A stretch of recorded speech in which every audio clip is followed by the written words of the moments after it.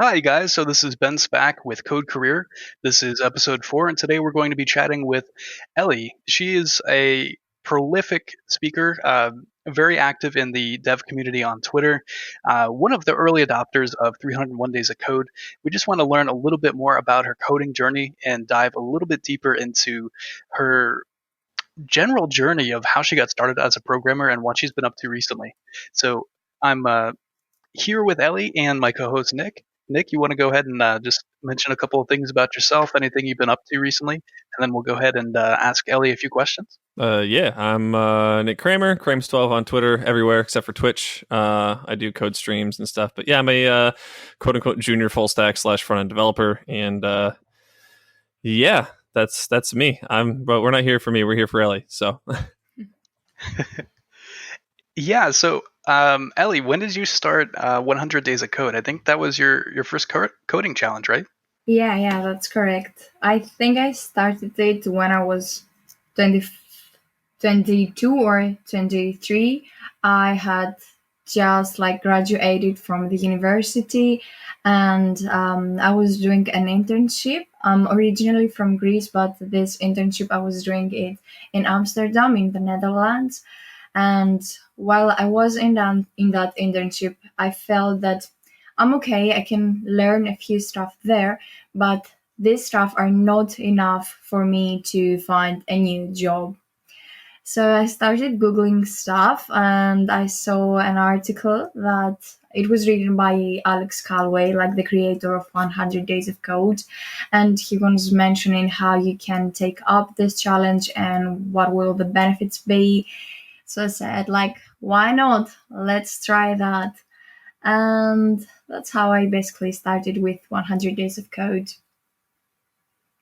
Awesome. And I noticed you were recognized or recently recognized as one of the largest contributors. Is that correct?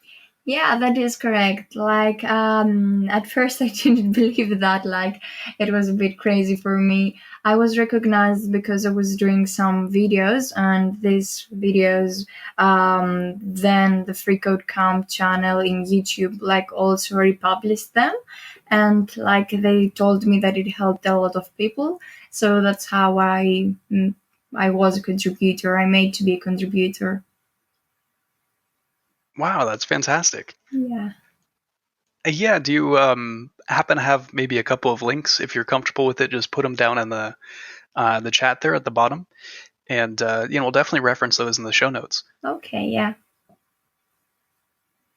Cool. And then you had also stumbled upon 301 Days of Code. How far into 100 Days of Code would you say you were before you found 301 Days of Code?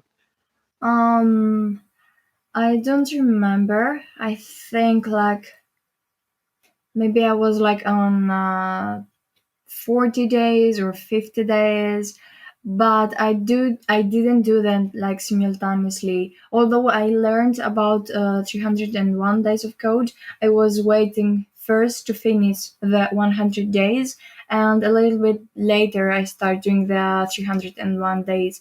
And I did that because I want to challenge myself, first of all, and secondly, because on 100 days I was more focused on coding, but in 301 days I was in generally focused on studying, so not only coding specifically but also doing things like with UX research and UI design and like all these sorts of things. Yeah, I noticed you're really big into the UI challenge right now. It's called Daily UI, is it? Yeah. Because I don't like only coding, I also like UX and UI kind of things. And for me, a good way to learn and to develop yourself is basically by doing challenges. And now I think I'm around day 22 or something, but I hope that I can continue going until 100 days again. Yeah, that would be awesome. And you're working on your master's degree for design, right? Yeah, I very recently had my final exams. I mean, only for this year, because in total it's 3 years and I'm doing it part time. So it will take me quite a few years to graduate from there as well. And like 2 or 3 weeks ago, I think I had my finals, and like 2 or 3 days ago, I had the results and I passed, and I was so happy because I was studying very hard, but then on the finals, I wasn't sure if I write good or not. But yeah, now everything is good. Yeah, congratulations. You look sometimes look pretty overextended in some of your vlogs. You know, when you're talking about your day, you're just like, yeah, I basically did a lot. At least that's how I interpreted it. So I think it's also cool that you have your YouTube channel and you're so transparent about your process and your struggles and what you're really striving for as well. Yeah, when I started the vlogs, I really wanted to be open, and I also didn't want to make them like super edited. I didn't want to go very heavy on editing them because I want them to be raw and like real. Because I think that a lot of times people in YouTube that are vlogging, or like people in Instagram, they just show the beautiful things and the good things, but life is not only about that. And especially as coders or as programmers and like people that are in tech, I know that they have hard times and not everything is going to be easy. So I think that portraying that everything is good all the time, this is something not real, and I wouldn't want to do that. I love that approach. Yeah, it's like you said, very raw and very real. We get a lot of things that just kind of sometimes whether it's vlogging or it's even some of the code videos too that I've seen in general, like it's just showing the entire process is really important to make sure that people realize that they're not alone in that regard, right? Like showing that it's very real and that it's not just sunshine and rainbows and everything's great, because that really helps with some people who are trying to learn and trying to get out there for sure. Yeah, exactly. So with some of the videos, especially, I was kind of checking out some of the daily UI stuff because I got on that train a while ago and then didn't get very far and realized I was bad at CSS and whatnot. But I kind of like how you end up going through and starting to do that, and then I see a bunch like there's like a how-to advice. You got all your vlogs and everything. I saw your Poland vlog as well. You've been absolutely all over the place. It's been nuts. So I guess what I'm trying to, I guess the pointed question here is: so did you start making videos and doing all that fun stuff before you started speaking, or is this just something that you just like sharing with people, or was it the free code camp first, or was it you then that led to free code camp? Like how did that kind of all like come together?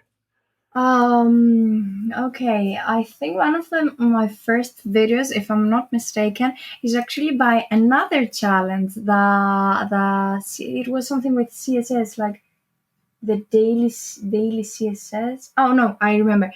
Uh, no, I forgot it again. Anyway, it was another challenge that has to do something with CSS, and I found that other challenge while I was doing the 100 days. And one of my goals with 100 days of code was to learn the basic things, the very basic things. And because I am working as a front end developer, the basic things are, HTML, CSS, and JavaScript. So I started doing that other challenge, and we were getting a theme in our emails, and we had to code that only using CSS. So my first videos are like, let's say, solving this challenge. It was 50 days, and that's how I started with the videos.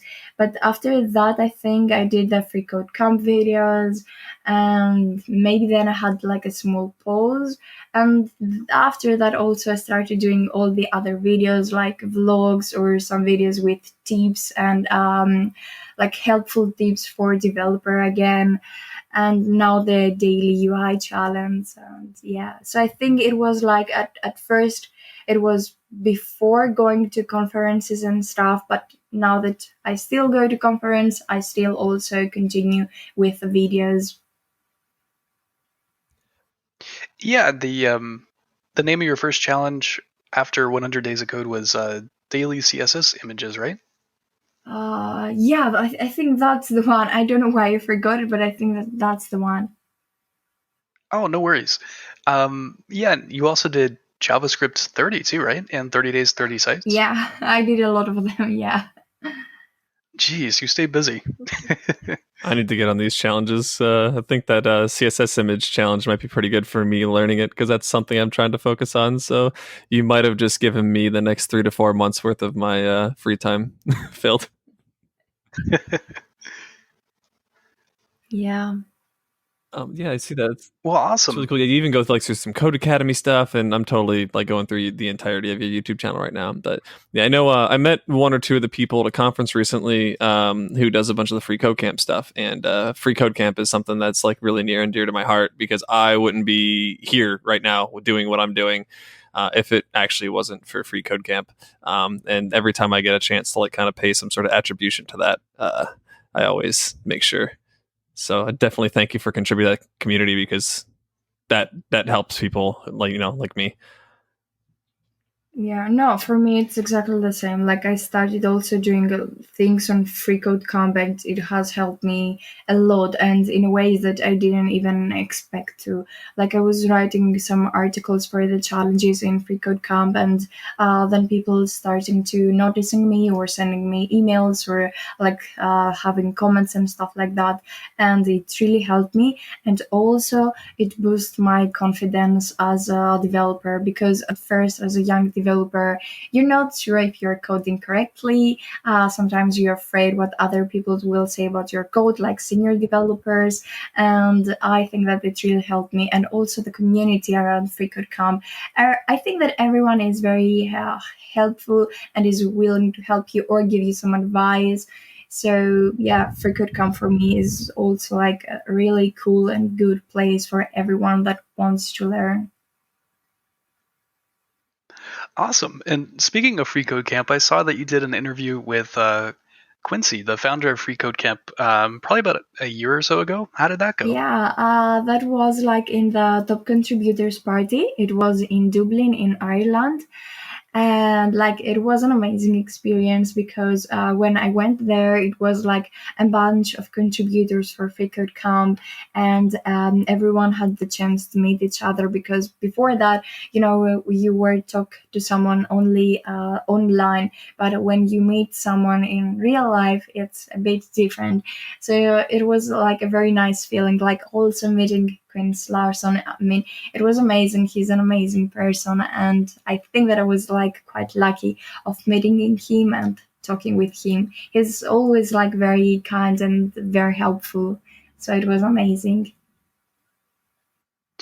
Yeah, is that the first speaking opportunity that really kicked off your speaking career of recently? No, I wouldn't say so. Like, if you want, I can tell you how I started with like conferences and stuff. Yeah, that'd be great. I wrote an article which was called What I Learned from 100 Days of Code, and I published that article in Medium. And after a while that I had published it, I think it was like 2 months after I published that article, I got an email. And this email was from a sir that was organizing a conference in Denmark. And he told me that, I liked your article and I have a slot in a conference. Maybe you want to come here and talk. And I said, yeah, that would be great. But like Denmark is quite far from where I live because again, I'm living in Greece. And he told me like, no worries, like as a conference, we have a lot of sponsors and they can cover your flights and, accommodation. So then I was like again extremely happy and I said yes, I'm going to do that. I was a bit afraid because it was my first talk. It was going to be my first talk, and like that conference was like a big one. It has like 300 attendees or something like that. So I was feeling quite nervous, but again, because I think that I love my work so much, and because I love traveling, I said that yes, I'm going to do that, and pretty much that's how I started.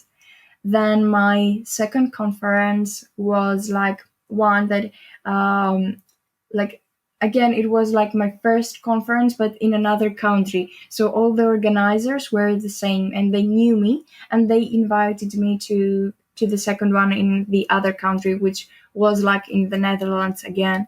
So that's how I had my first two conferences.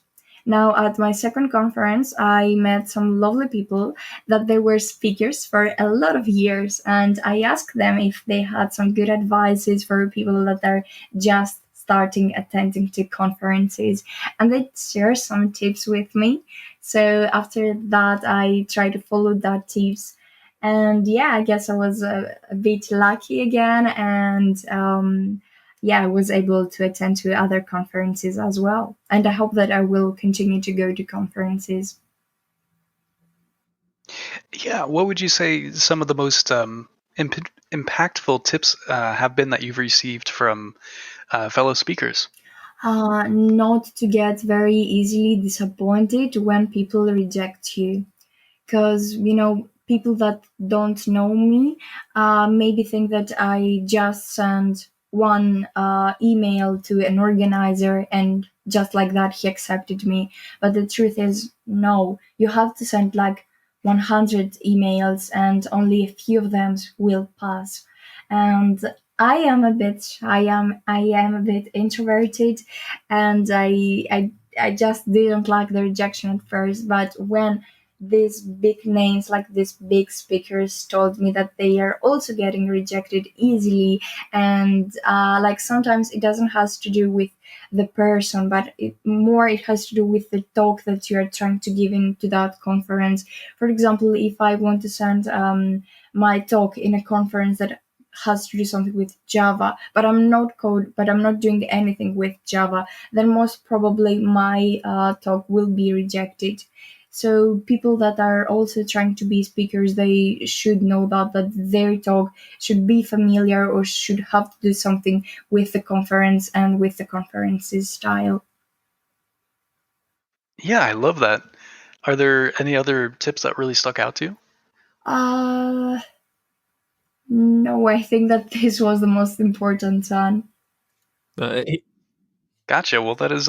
Yeah, no, you Oh, get sorry. Go ahead, Nick. hearing that is really nice. A friend of mine talks at a bunch of conferences all over the place, and he's been kind of trying to get me to do that for a while. It's just, I guess, getting the courage to at least submit to those CFPs, but knowing that even they are just like, hey, we get rejected all the time is super nice and kind of motivating for me. So I'm also incredibly nervous and introverted as well. So yeah.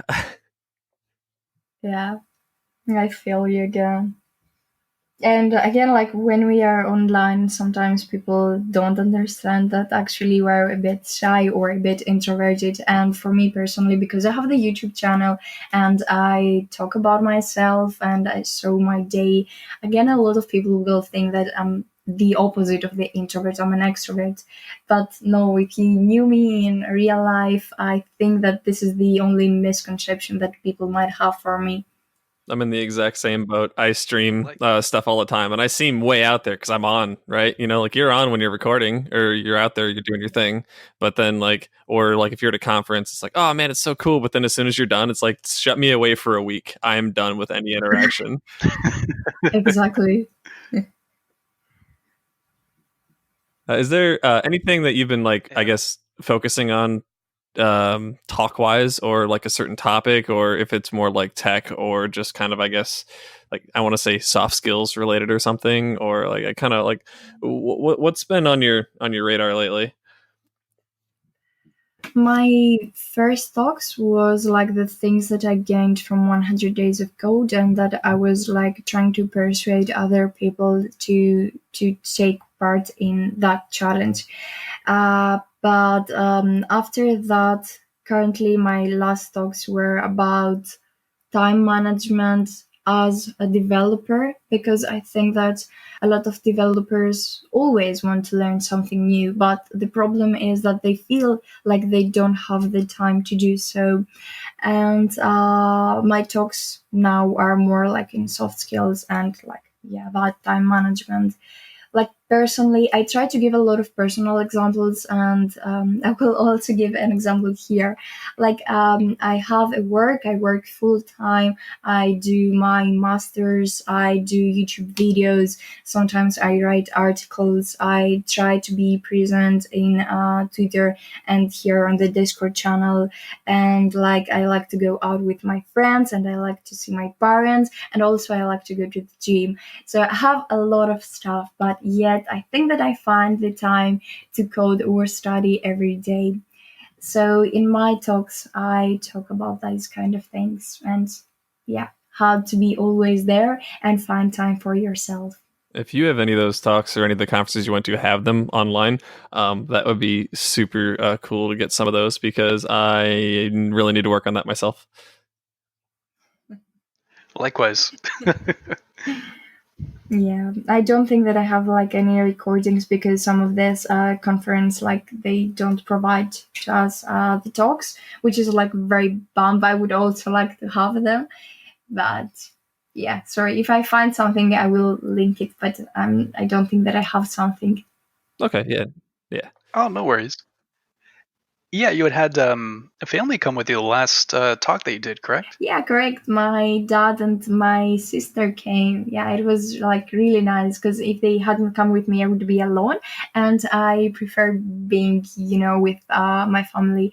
I'm very attached with my mom and dad, and although we live in separate cities, like I like to spend some quality time with them, and this trip like was amazing, because I was in the conference for 3 days, but we extended the trip and we went also in another city, and then I had like the time to be with them. Awesome. Well, maybe you can convince them to sit in on a couple of your talks next time and have them record. Yeah, you know what the problem is with that? That this conference like have the ticket sometimes can be quite expensive, and I'm not sure that my dad would want to pay this money, because he's not a tech guy, so he would not understand anything about the other talks, and he will be there only for me, and I'm not sure if he wants that. Fair enough.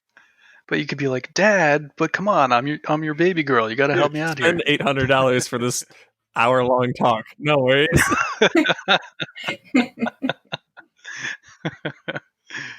Well, cool. What are you planning on doing next? I noticed that you said you're part of the daily UI challenge, but are there any like additional upcoming talks that you're interested in? I want to focus like this summer more on daily UI, because it's something that I had in my mind like maybe even for 2 years or something, and I always wanted to do that. And now finally, because it's summer and I don't do anything else, I just go to work. So now I have more free time, and I try to like to do this challenge.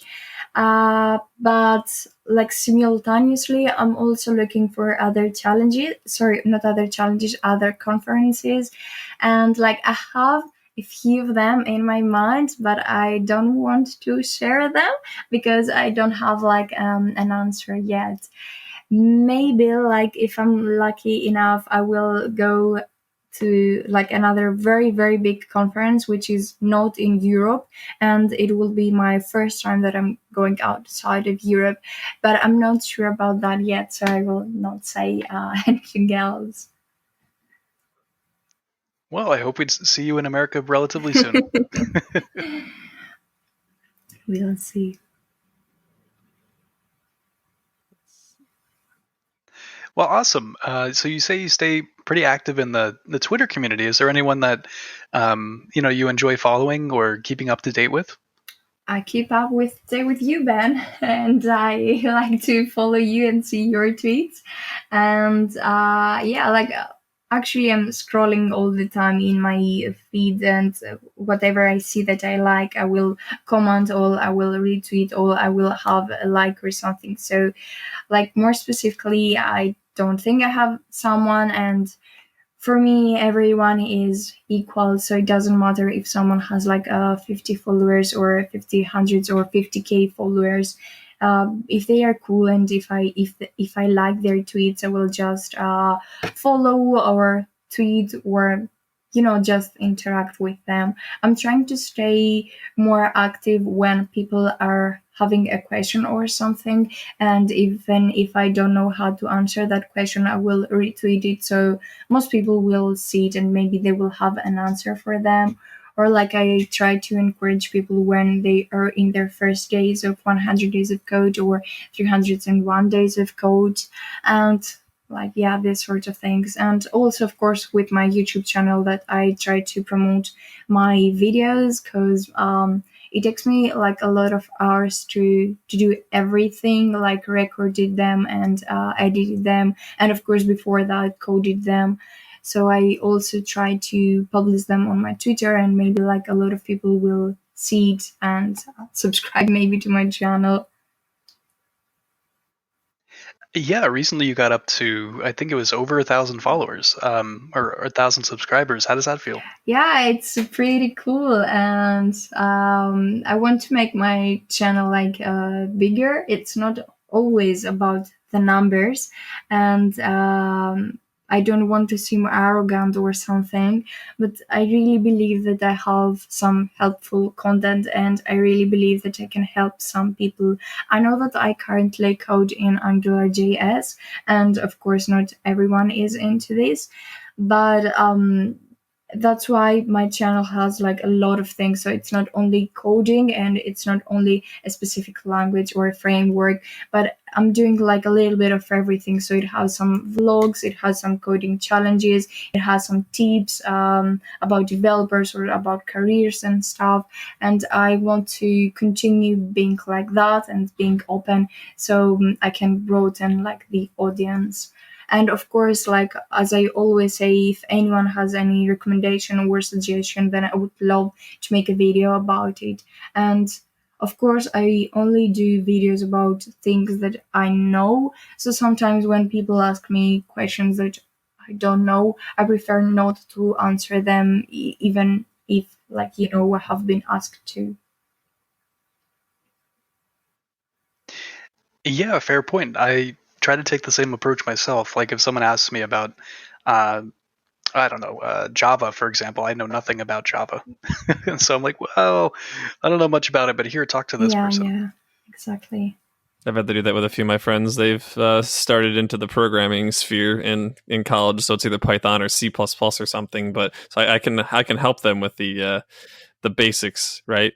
At least like the overall arching like programming concept stuff. But when it comes to actual syntax, it gets a bit dicey. Yeah, I'd probably stay away from that person.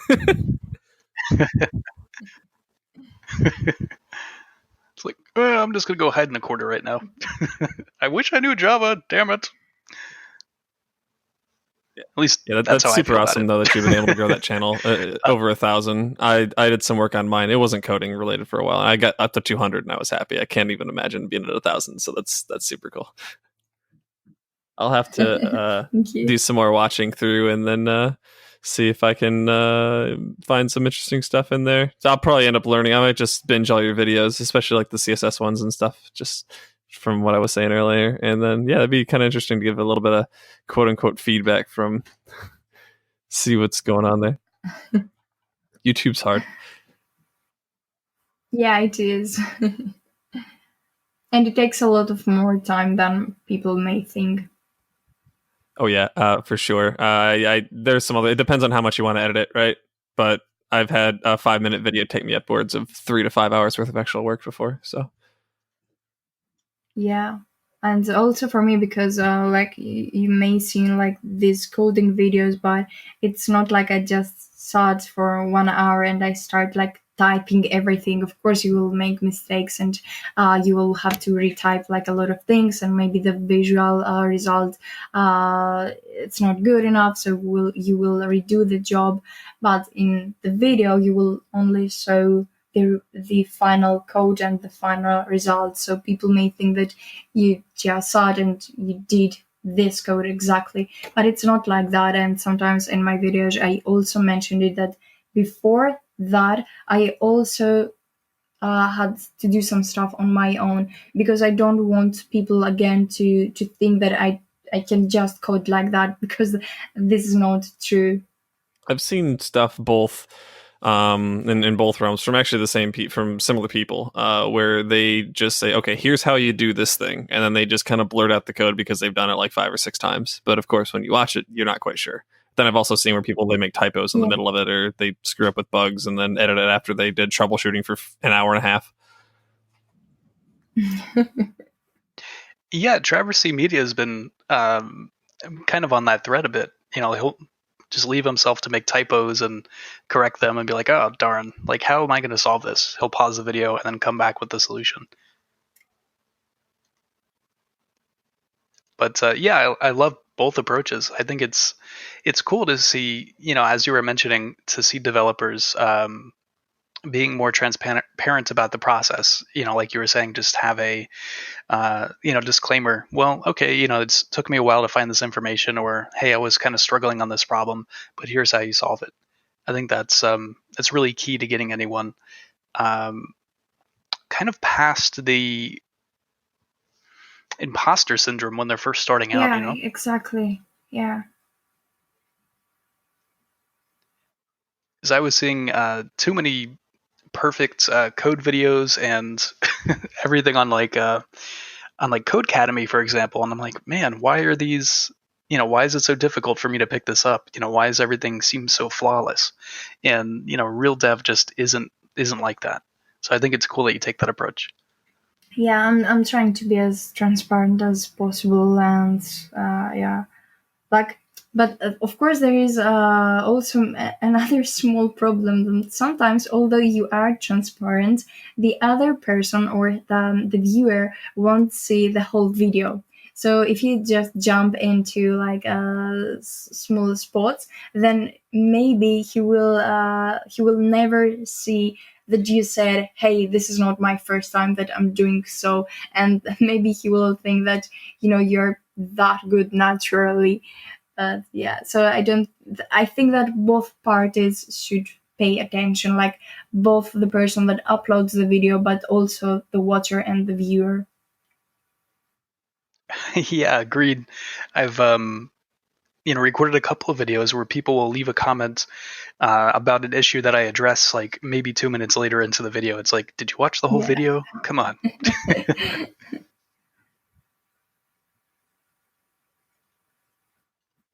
Well, awesome. Are there any shout outs that you want to anyone in the programming community that's really helped you recently?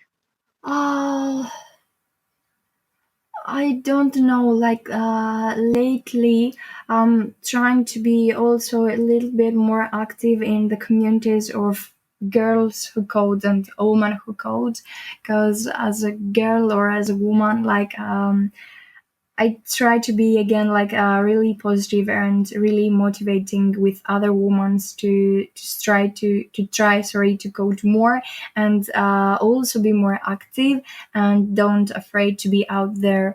So like I think that recently like a nice Twitter is Girls Who Code, and yeah, I would like to shout that one in that one.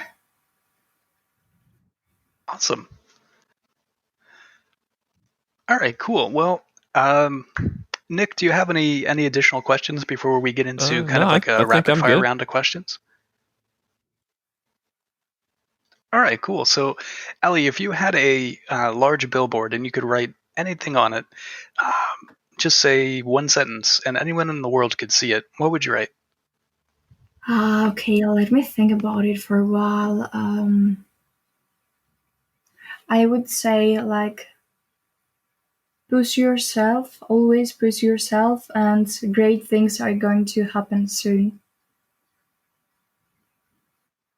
I love that. Yeah, definitely perseverance and optimism. Yeah. Okay, cool. And recently, what would you say is the best purchase that you've had that's under $100 US that you probably get the most value and joy out of recently? Uh, I think that it was a holder for your phone, and I don't know the name of it, but it's just a holder like when you want to record yourself and you don't have anywhere to have your phone or your camera. There is a thing, but I really don't know the name of it. It's like a tripod, but it's not a tripod. You can attach this to walls, or it's like a holder. It can hold through things, and it has like then a place to put your phone and record yourself. And like I had a problem with where should my camera be, and I was like stacking books or stuff in top of each other in order to have my phone to record myself.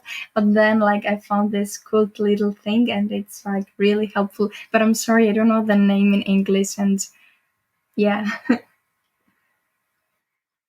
That's okay. Out of curiosity, would you be able to share the link after we finish Yeah, recording? sure. I think I can Maybe find to it. where Yeah. you purchased it? All right, awesome. Cool. Well, I think that does it for us here. I really appreciate you coming in and chatting with us. It's great to finally put a voice to the face and the content online. Yeah. Thank you very much. It was also like really nice chatting with you too. And yeah, I hope that like in the next few years I will be able also to meet you in person. That will be super cool because we've been chatting, I think, for quite a few time now, and like it's nice also to have a real face. Yeah, looking forward to it. Maybe I you'll will get to a try to find conference in the something United there. States It will soon. be nice. Right on. Well, cool. Thank you again for Thank your you. time, You and too. I hope you have a great night.